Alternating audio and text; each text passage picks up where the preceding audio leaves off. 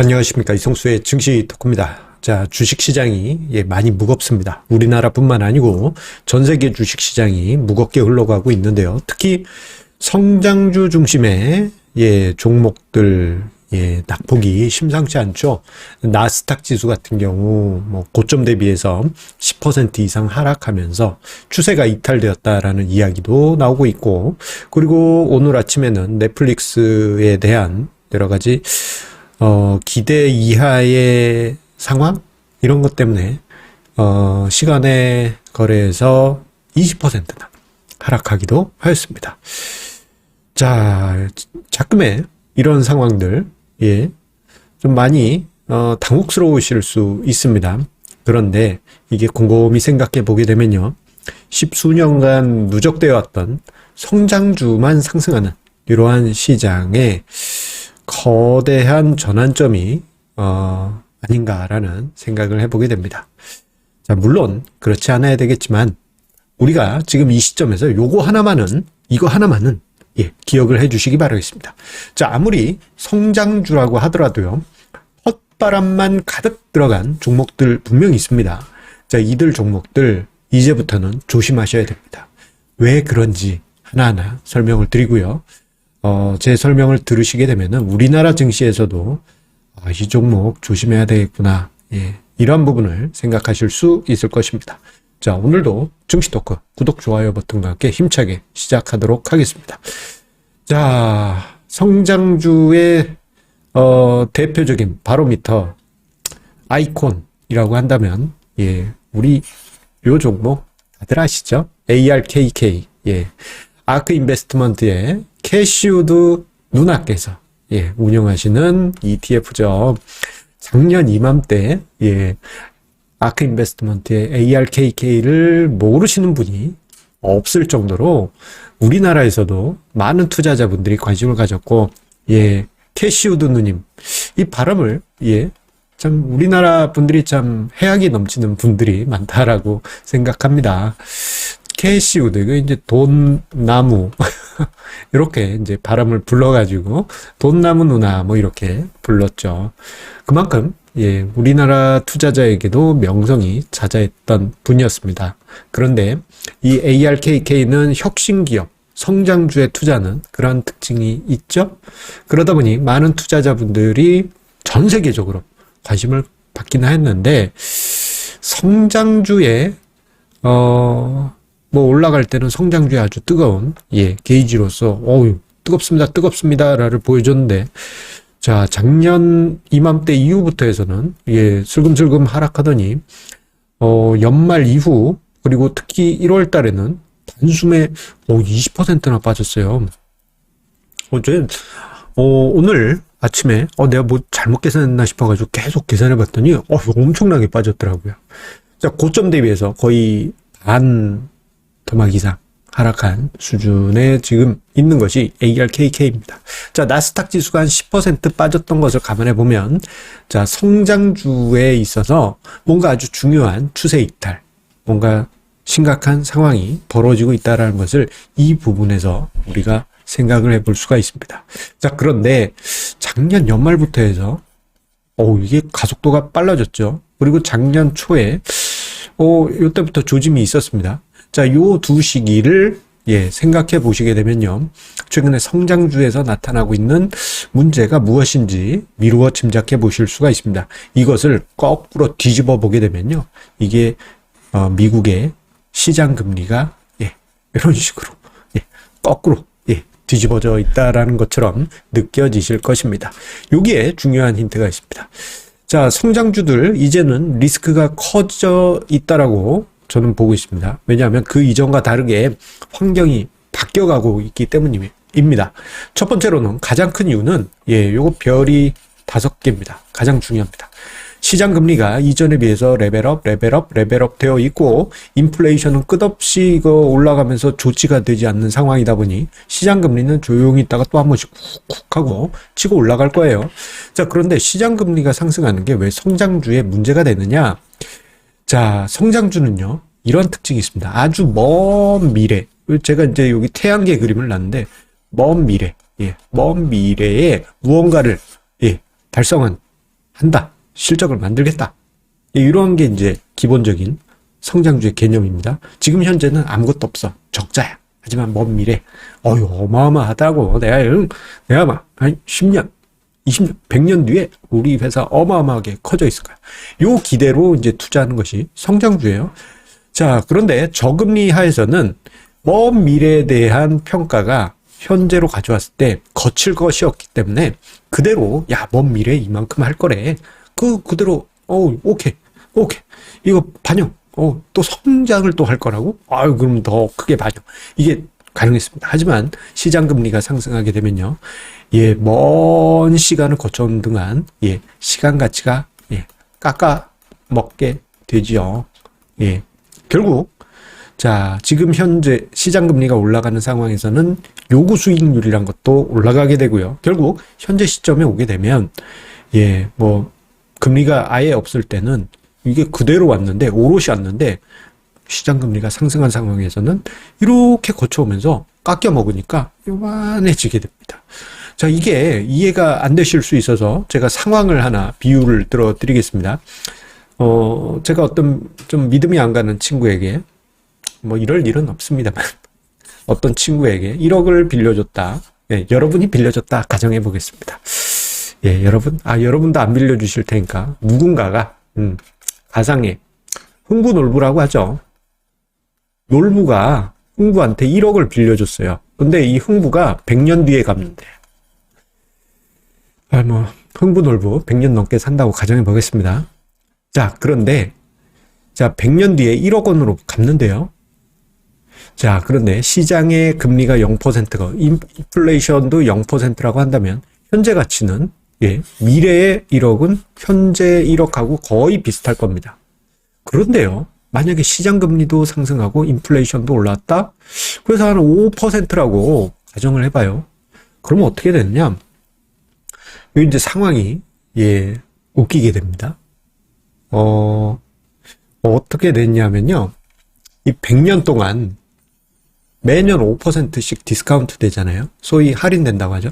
그래서 현재 가치로 계산하면 대략 76만 원이 됩니다. 자, 금리가 없을 때는 미래 1억이 오롯이 1억으로 평가받겠지만 요구 수익률이 올라가는 순간 평가 금액은 급감하게 됩니다. 이게 성장주의 리스크예요. 그래서 금리가 올라가게 되면 성장주들의 가치 평가가 레벨 다운 되게 됩니다. 자, 이런 상황에서 두 번째 리스크까지 발생하게 되면요. 더 떨어져요. 무슨 얘기냐? 오늘 넷플릭스 관련해서 이건 나쁜 소식은 아니에요. 넷플릭스가 성장이 꺾였네 이런 게 아니고 넷플릭스가 1분기에 신규 고객 그래도 증가하긴 할 건데 200만인가 300만 증가할 것 같대요. 증가 좋은 거 아닙니까? 그런데 시장에서 기대한 건 500만이야. 야, 난 이렇게 기대했는데 니 이거 절반도 안 돼? 자, 시장 금리 상승해서 기업 가치에 대한 평가도 박해지는데, 자, 이것을 메우려면요, 성장이 우리 어마무시합니다라고 돼야 되는데, 이게 아니고 시장에서 기대한 것보다 조금 낮다? 아니, 가치 평가도 낮아졌는데, 기대한 것만큼도 충족 못해? 하면서 시장 참여자들은 성장주에 대한 가치를 자비 없이 박하게 평가하게 되는 것입니다. 그러다 보니 이제 매물 압박이 있게 되고요. 자, 그리고 세 번째로는 기술적인 부분입니다. 자, 기술적인 부분. 이게 무슨 얘기냐? 자, 나스닥 지수가 고점 대비해서 10% 빠지면서 지금 이제 하락 추세로 들어간 거 아니냐라는 이야기가 있죠. 자, 시장을 분석할 때요. 기업 가치가 주가를 이제 움직이는 그런 하나의 중요한 변수긴 하지만 또 하나의 중요한 변수 중에 하나는 모멘텀입니다. 모멘텀은 수급을 만들기도 하고 수급을 그냥 빼버리기도 해요. 시장이 상승장이다? 그러면 수급이 계속 붙죠. 반대로 시장이 뭔가 꺾였다 그러면 뭔가 공격적으로 들어오는 매수세가 많이 줄어들게 됩니다. 그런데 뭔가 붕괴됐잖아요. 투자자들이 봤을 때 모멘텀이 꺾였나? 일단 내가 100 정도 집행하려고 했던 것을 한 10만에 일단 90은 유보. 그 이전에 비해서 보수적으로 갈 수밖에 없죠. 결국 머리 위에선 무거운 게 계속 쌓이고 그리고 밑에서 받치는 힘이 약해지게 되니 수급 약화가 발생하게 되고 성장주들의 주가가 힘을 받지 못할 가능성이 점점 높아지는 것입니다.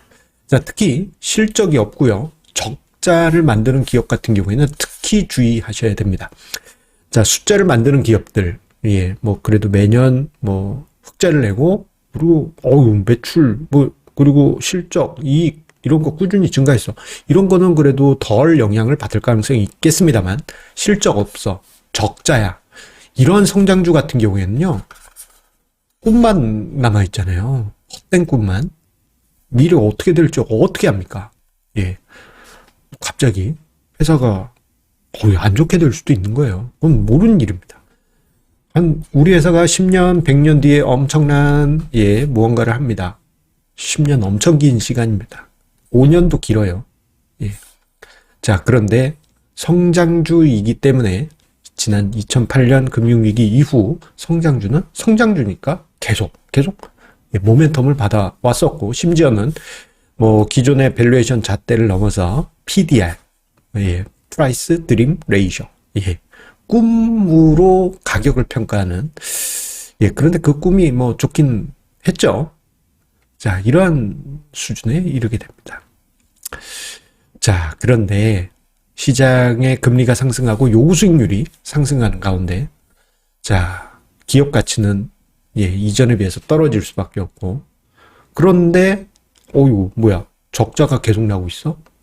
아니, 5년, 10년, 뭐 100년 뒤에 뭐 엄청난 꿈과 희망을 만들다고 하는데 그 사이에 부도나는 거 아니요? 이런 거를 이제 투자자들이 보게 되죠. 결국 어느 순간 갑자기 뭐 잘 버티다가 한 번씩 버티다가 이러한 일들이 성장주 중에서 실적 없고 적자인 성장주에서 나타나게 됩니다. 그래서 여러분들 종목 투자하실 때요, 이제는 성장주 중에 좀 위험이 큰 종목들, 실적 없고 적자인 성장주는 조심하실 필요가 있습니다.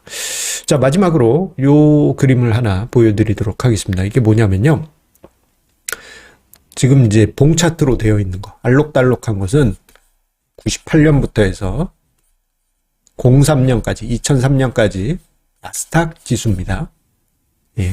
그리고 여기 까만색 선이 뭐냐? ARKK.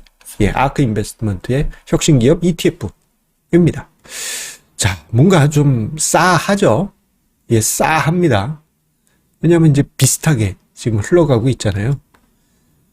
자, 그 시점, 그 시절, 90년대 후반에서 2000년 초반, IT 버블이 터지고 그 후에 3년간 정말 나스닥 지수는 고생하고 그 이후에도 계속 고생하다가 뭐 요즘 사람들이 나스닥 미국 주식 따봉하는 거는 그저 2008년 금융위기 이후에 찾아온 현상입니다. 2000년 초반부터 해서 2000년 후반까지는 정말 고생 많이 했어요. 자, 특히 IT 버블이 터지고 무너지는 요 과정, 이 모습이 ARKK 주가 흐름하고 너무 비슷한 게 아니냐라는 이야기가 지금 시장에서 돌고 있습니다. 물론 이것이 이제 꼭 그럴 거라고는 볼 수는 없어요. 미래는 우리가 알 수 없으니까요. 하지만 그 이전에 비해서 시장 금리가 올라오면서 어떤 가치 평가가 박해지고, 이런 상황에서 2000년 IT 버블 붕괴 때처럼 성장주라고 했던 기업들이 적자만 내고 그런다면 버블의 쇼크가 성장 섹터에서 만들어질 수 있다는 점을 지금 이 시점에서 좀 생각해 봐야 되지 않을까, 그렇게 생각합니다. 자, 시장이 좀 어렵고 힘들기는 합니다. 하지만 여러분들 이제 좀 곰곰이 잘 보시면요, 자, 그 안에서 그래도 잘 견뎌주고 있는 종목군들 분명히 있습니다. 그 종목군들은 뭐라고는 얘기는 하진 않겠습니다. 소외됐던 종목들이죠. 그 관련된 이야기는 다음 주 금요일 104차 정기 세미나에서 주제로 잡고 이야기를 자세히 다룰 예정입니다. 관련된 세미나 안내는 제가 영상 본문과 댓글 최상단에 참여 안내 링크 남겨놓도록 하겠습니다. 자, 그러면 이번 주 힘들었지만 여러분들 오늘 저녁 불금 그리고 내일부터 시작되는 주말 편안한 시간 보내시면서 좀 스트레스 푸시기 바라겠습니다. 자, 오늘 함께 해주셔서 감사합니다.